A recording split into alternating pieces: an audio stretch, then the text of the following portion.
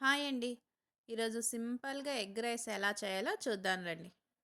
ఒక కడాయి పెట్టుకునేసి అందులో 2 స్పూన్‌ల ఆయిల్ వేసుకొని, ఆయిల్ వేడెక్కిన తర్వాత ఒక 7 ఎగ్స్ తీసుకున్నానండి నేను. అందుకు రుచికి సరిపడా salt, 1 spoon red chilli powder వేసి ఇలా ఫ్రై చేసుకుంటున్నాను. చూడండి. ఇలా అంతా బాగా ఫ్రై చేసుకొని ఒక ప్లేట్‌లో తీసుకుందామంట. ఇప్పుడు అదే కడాయిలో ఒక స్పూను నెయ్యి వేసుకుంటున్నాను. 1:30 స్పూను ఆయిల్ వేసుకుంటున్నానండి. ఈ ఆయిల్ అంతా వేడెక్కిన తర్వాత షాజీరా వేసుకున్నాను 1 స్పూన్. షాజీరా అంతా చిటపటలాడింది గదా! ఇప్పుడు సన్నగా కట్ చేసి పెట్టుకున్న క్యారెట్. 2 క్యారెట్ తీసుకున్నానండి.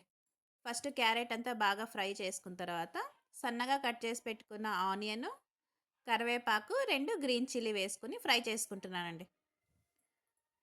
ఇది ఆనియన్, కరివేపాకు అంతా బాగా ఫ్రై అయ్యేదాకా ఫ్రై చేసుకొని, రుచికి సరిపడా సాల్టు, అలాగే ఒక హాఫ్ స్పూన్ పసుపు, ఒక 1 స్పూన్ ధనియా పౌడర్ వేసుకుందామండి. సాల్ట్ ఇప్పుడు ఎగ్‌లోనే వేసినాను. ఇందులోనే వేసినాను. ఇంకా రైస్‌లో కూడా ఉంటుంది గదా! ఇప్పుడు మనకి ఆనియన్‌కి ఎంత కావాలో అంతకు మాత్రమే సాల్ట్ వేసుకోవాలండి. ఇలా అంతా ఒకసారి బాగా ఫ్రై చేసుకునేసి, పచ్చివాసన పోయేదాకా ఉడికించుకున్న అన్నం ఉంటుంది గదా! అన్నం వేసుకుందామండి.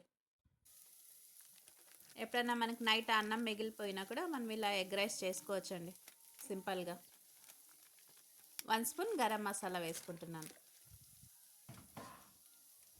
ఇదంతా ఒకసారి బాగా ఫ్రై చేసుకుందామండి.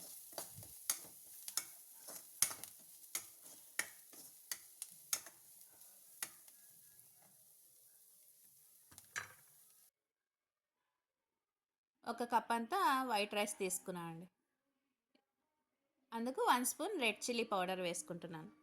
ఇందాక ఫ్రై చేసి పెట్టుకున్నాం కదా ఎగ్ అంతా వేసుకొని ఒకసారి అంతా బాగా అన్నానికి పట్టేలాగా కలుపుకుందామండి. రెడ్ చిల్లీ ఇప్పుడు వేసుకున్నాను కదా పచ్చివాసన ఉంటుందేమో అనుకుంటారు. బట్ ఇది ఆయిల్లో ఇప్పుడు ఫ్రై చేస్తున్నాను కదా, ఏం పచ్చివాసన ఏమి ఉండదండి. ఇలా అంతా ఒకసారి బాగా ఫ్రై చేసుకుంటే రైస్‌కంతా బాగా కారం అంతా బాగా పడుతుందండి. చూడండి, సింపుల్‌గా ఎగ్ ఫ్రైడ్ రైస్ అయితే రెడీ అయిపోయింది. మీకు ఈ వీడియో లైక్ అయితే లైక్ చేయండి, షేర్ చేయండి, సబ్స్క్రిప్షన్ చేసుకోండి. Thank you.